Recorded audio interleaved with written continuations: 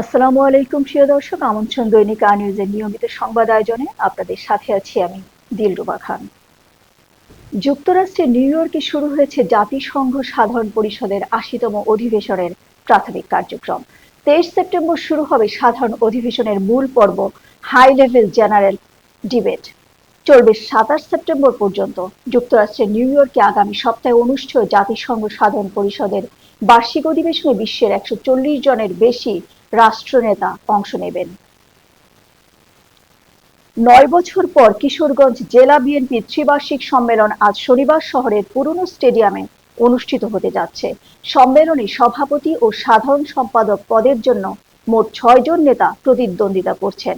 ১৩টি উপজেলা ও ৮ পৌর কমিটির ২০৯০ জন কাউন্সিলের ভোটের মাধ্যমে শীর্ষ দুটি পদে নেতৃত্ব নির্বাচন করবেন বলে দলীয় সূত্রে জানা গেছে। চট্টগ্রাম বিশ্ববিদ্যালয় কেন্দ্রীয় ছাত্র সংসদ নির্বাচনে অংশ নিতে 10টি প্যানেল ঘোষণা করা হয়েছে, কিন্তু শীর্ষ দুই পদ সহসভাপতি ও সাধারণ সম্পাদককে 9টি প্যানেল কোনো ছাত্রীকে মনোনয়ন দেয়নি। কেবল একটি প্যানেল জিএস পদে এক ছাত্রীকে প্রার্থী করেছে।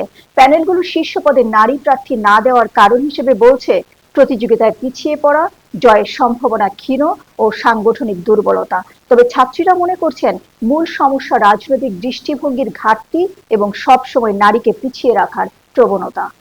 যুক্তরাজ্যের ক্ষমতাসীন লেবার পার্টির পার্লামেন্ট সদস্য টিউলিপ সিদ্দিক অভিযোগ করেছেন, বাংলাদেশের কর্তৃপক্ষ তার বিরুদ্ধে অপপ্রচার চালাতে ভুয়া পরিচয়পত্র ব্যবহার করছে। গতকাল বৃহস্পতিবার ব্রিটিশ দৈনিক দ্য টেলিগ্রাফের অনলাইন সংস্করণে প্রকাশিত এক প্রতিবেদনে টিউলিপের এই অভিযোগের কথা তুলে ধরা হয়।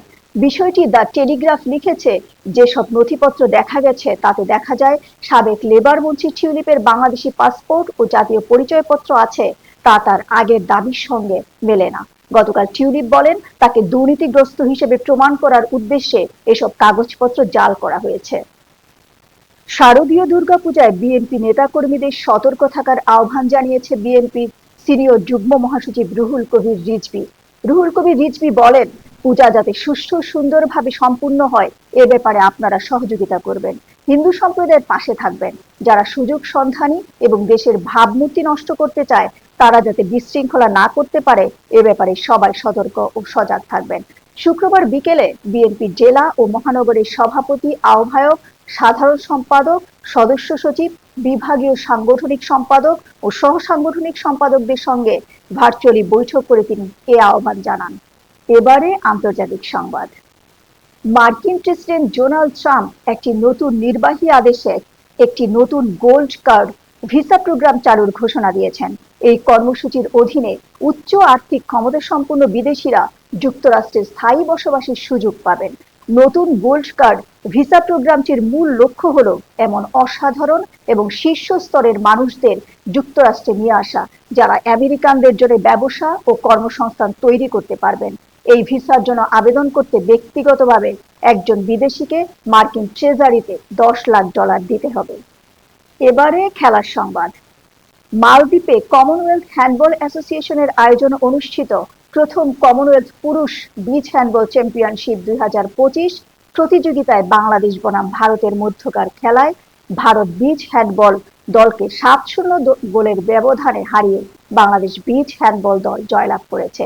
উল্লেখ্য, 18 থেকে 24 সেপ্টেম্বর পর্যন্ত মালদ্বীপে অনুষ্ঠিত এ প্রতিযোগিতায় বাংলাদেশ, ভারত, পাকিস্তান, শ্রীলঙ্কা, মালদ্বীপ ও সাউথ আফ্রিকা সহ মোট 6টি দল অংশ নেয়। এখনকার মতো সংবাদ আয়োজন এ পর্যন্তই। পরবর্তী সংবাদ দেখার আমন্ত্রণ জানিয়ে শেষ করছি। ধন্যবাদ সাথে থাকার জন্য।